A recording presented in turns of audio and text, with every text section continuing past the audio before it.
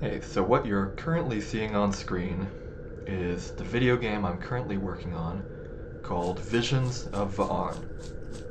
Visions of Vaarn is a retro RPG inspired by the likes of Daggerfall, Doom, mostly 90s games, and it's built upon the tabletop game Vaults of Vaarn. Vaults of Vaarn is a science fantasy game of the far future, based on the game Knave, and incredibly inspired by books like Dune and Book of the New Sun, Hyperion, and taking quite a lot of inspiration from the video game Caves of Cud. The whole game mostly takes place in a vast blue desert called Vaarn. The desert is full of ancient tombs, strange machines, weird anomalies that give you magical powers called mystic gifts. The player's main goal is to dive into vaults, ancient tombs, and places with technology to find exotica, weird items that they can trade back at settlements and points of interest in order to level up. This video is going to be kind of the first devlog for my game.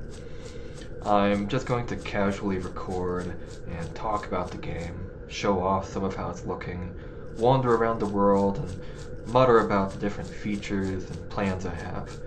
I'm not going to go greatly into depth on any one thing because I plan to do future videos talking about each one. Some of these videos will be far more technical, some of them will just show off gameplay in its current state or talk about what I'm going to be doing next. What I'd also like to do with some devlogs is talk about older versions of the game. The game used to be incredibly different. It was tile-based instead of this kind of large open landscape you'd see. It would build out of these square chunks, and it was an infinite game. You could wander forever through the desert finding new things, and there wasn't really much gameplay to be had. This new version, as you can maybe tell by the UI, is going to be a full RPG. It's going to have items, a combat system, stats for your character, and a story. Currently, all I have is the world laid out, the systems in place, NPCs and objects, and the very start of the first dungeon. Where I'm currently is a field of crystals on top of a mesa. The crystals kind of hum gently during as you move along them. And I'm really happy with these sounds. I've been trying to build interesting soundscapes for every location in the game. So you'll hear different insect sounds among bushes and grass than you will in fields of cactus. Right now there's a mini-map and a compass, but the player will also be able to navigate using the stars and the sky. These this star-like ring you see is a ring of orbital debris from hundreds of thousands of years of human exploration in space cluttering up the sky. The moon has a slight greenish tint because of the plants all over it, though that's not really important to the game. Alright, we're starting to see a little bit of the distant landscape, just slightly, a few pixels. There's a lump right on the horizon there. So that's not entirely true to 90s games, but the game didn't feel very good until I built a much further view distance into the game. So that lump is what I'm going to head towards. I'll just be walking south across the whole map, and we'll see how far I can get before night falls. The day cycle is about 20 minutes. Currently I'm on a road, and the road goes way off over the mesa, but I'm just going to beeline it down here, and we'll see what we can see along the way.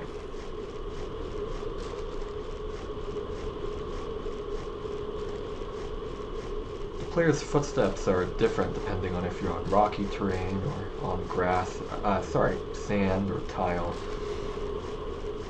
And you can also hear yourself slipping as you move.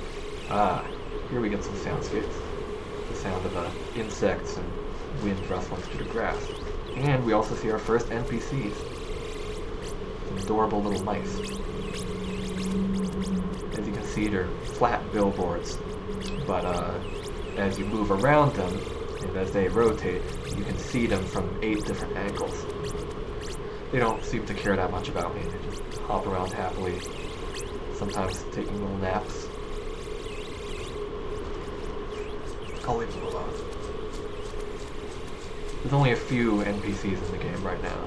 Stumbling drones, giant land parrots, and these little mice.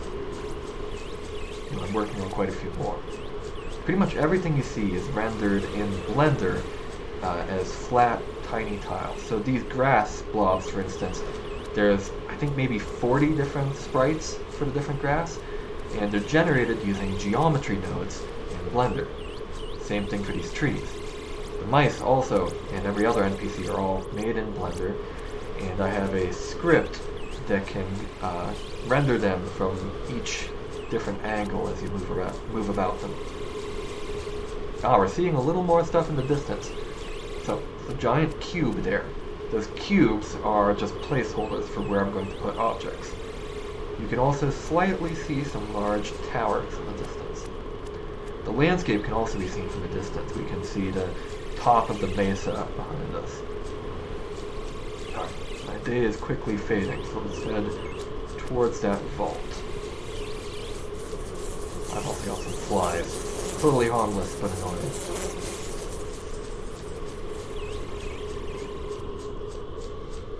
The cubes have pop-in, but that's only temporary. Every other large object shouldn't have much pop-in at all.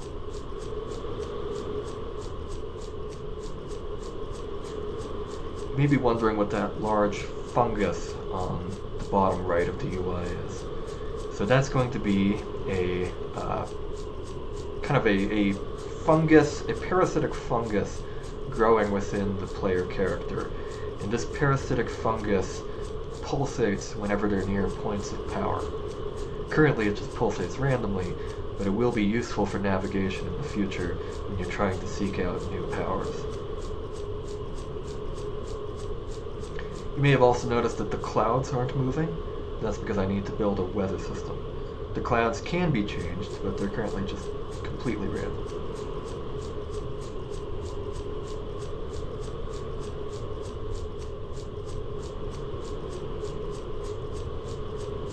Oh, here's a cactus field. We might be able to find a land parrot somewhere amongst this cactus. And you can get a good view of the vault now. It's a gigantic head in the desert. It's a little hard to tell it's a head, but I'm okay with that. There are entrances in the mouth and the ears. This whole game, I'm inspired by OSR principles from tabletop games, or old school Renaissance. Now, what that's going to mean is the game will be quite deadly, but with a moderately generous save system. And the main point of the game will be dungeon delving, going into vaults like that one. The player will start at a friendly settlement, that cube over there, and they'll venture out, traveling wherever they want, looking for adventure, excitement, really wild things. And once they go into a vault, they'll have to be cautious that they're not walking back at night, when the landscape will be much more dangerous. Inside the vault, they'll have to watch out for traps and monsters and really use their wits to survive in order to find treasure. And once they find treasure, they'll have to weigh whether it's worth heading back. Ah, here's a parrot. Quick, running little fella. These things are going to have spooky voices, maybe speaking in Latin or something, I don't know. Which, they'll be harmless, but perhaps eerie if you encounter them in the desert, especially as we get into nightfall. I'm actually going to wait to step into the vault until we get a little closer to night, because we'll notice something interesting. The wind changes slightly, and the insects die down as night falls, and your view distance changes greatly.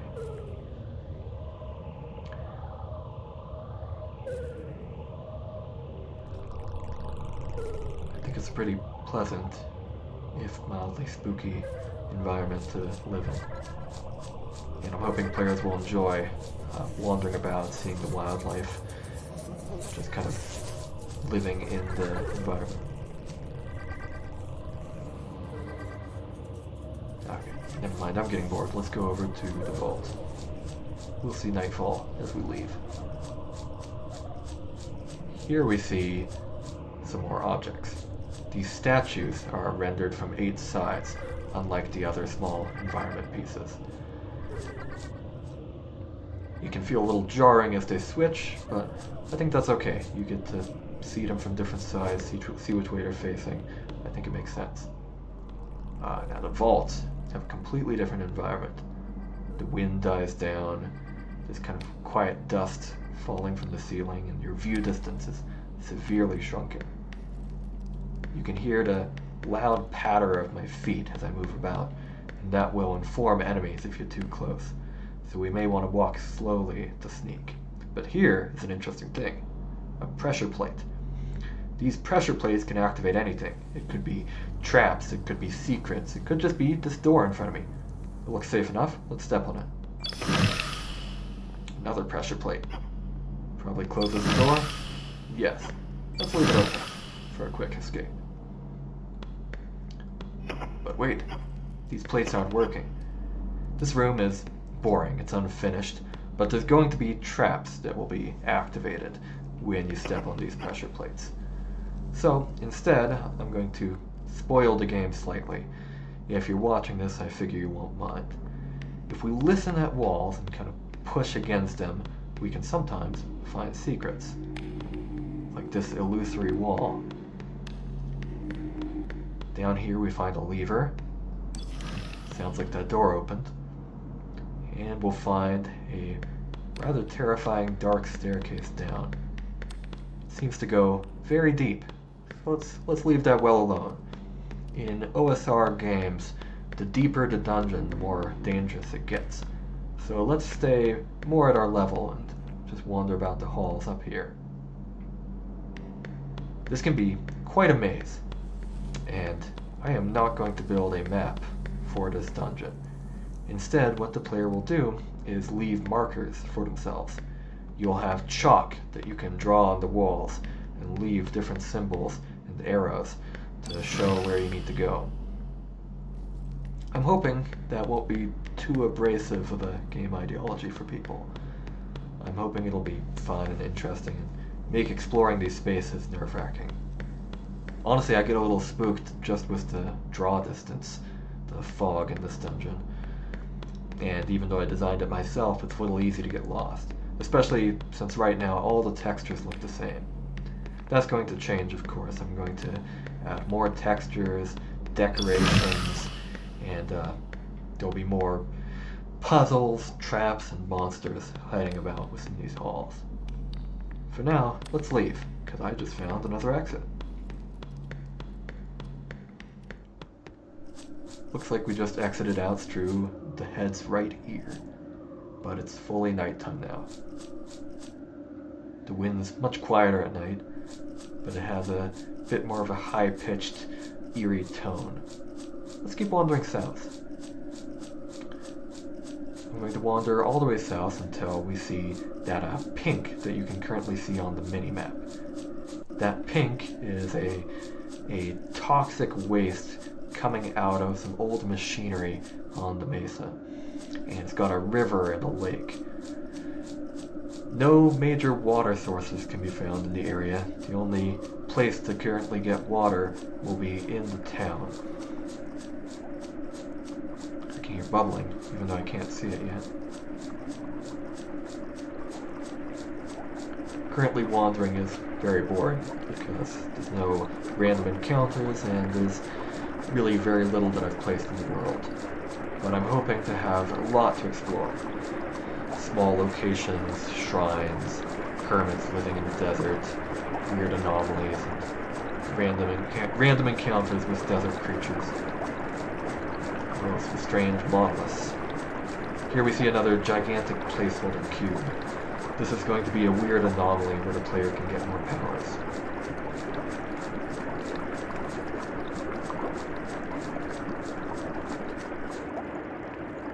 I was in that dungeon for a while, but I imagine it's still quite a bit until morning. Let's follow this road. We're going to follow the road for a bit until we find what's on the west side of the map. And maybe pass by those strange pillars we can see.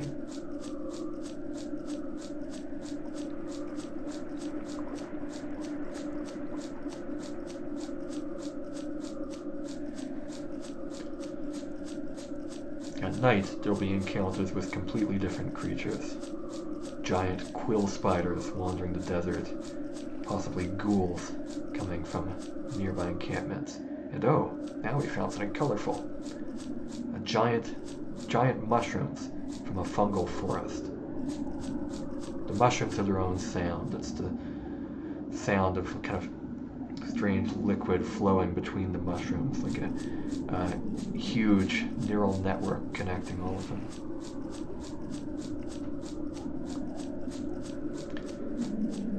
Just a few giant stone pillars right now, but I'm planning something exciting.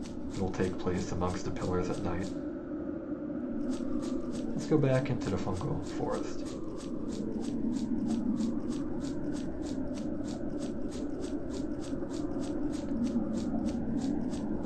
Now this might seem like quite a bit of space to explore if the focus is on that giant dungeon over there.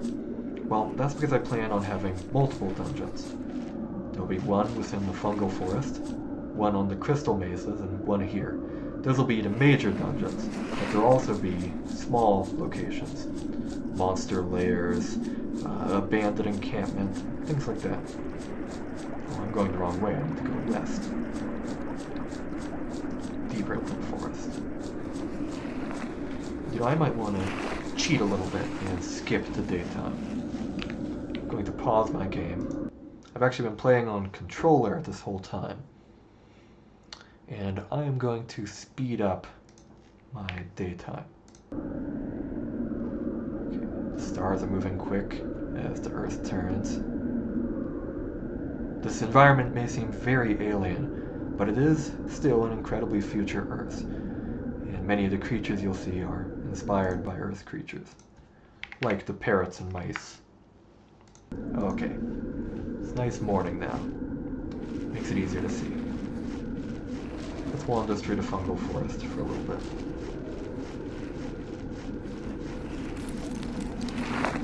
I want this game to be incredibly colorful. Never a dreary moment. Almost too colorful, like this canyon. I've been calling it sherbet colored. Within the fungal forest there'll be strange, horrifying fungal creatures. Some cute, some horrific amalgamations of human corpses with fungus. So this will be a pretty dangerous area. And this rocky terrain is difficult to walk over too. The character slips around as you move over slopes. One of the middle versions of the game, before I got to this stage, was more inspired by Death Stranding than an RPG, and I wanted to have navigation be difficult. I've kept that navigation system because it feels good to me. I like the way you slip and scrape over rocky surfaces, like it's a difficult task. So this canyon will be the main visitation point in the fungal forest, where there'll be some kind of fungus-themed tomb or other sort of vault. Haven't quite decided yet. I'm working on the major vault first. Let's get out of this canyon and head north to see one more terrain type. Then I think I'll call it quits for this devlog. In the next devlog, I think I'll go more into detail about the current dungeon and how I'm working on it. After that, I may go back in time and look at the older versions of the game. You might notice the performance in this game is quite good so far. I'm getting 144 FPS pretty much constantly. A few minor dips as parts of the world load. The performance goes pretty well considering every object is a flat billboard. Just a simple 2-triangle quad.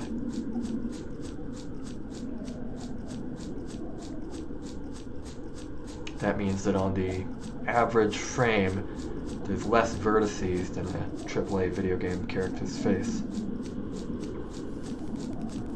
Oh look, some bushes. We're getting the slight clicking sound of insects within the bushes.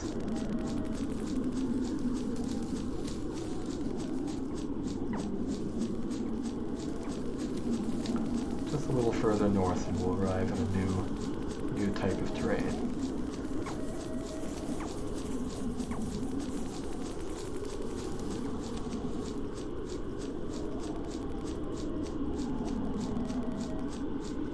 I think it's kind of peaceful to wander through the environment, even if it's a little boring right now.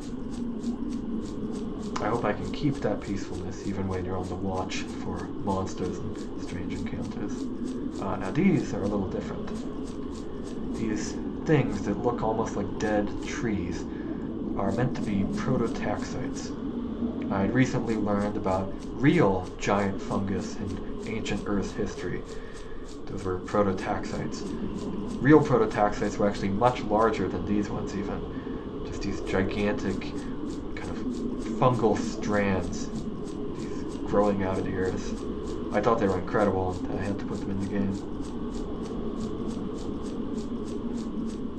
On our mini-map you can see we're almost to another road. These roads will help guide the player to different locations. But the player will have to go off the road in order to find some of the most interesting locations.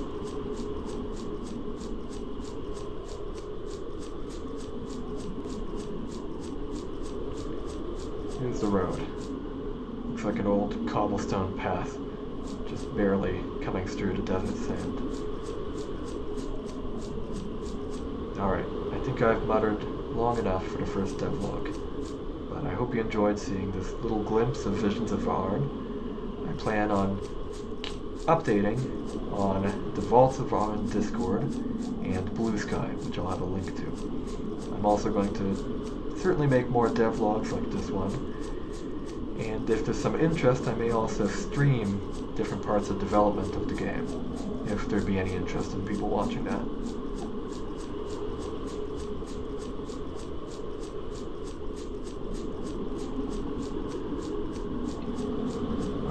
It's actually kind of hypnotizing, just walking through this strange fungal forest and this cracked earth. Alright, I'll see all of you on the blue sands of Varn.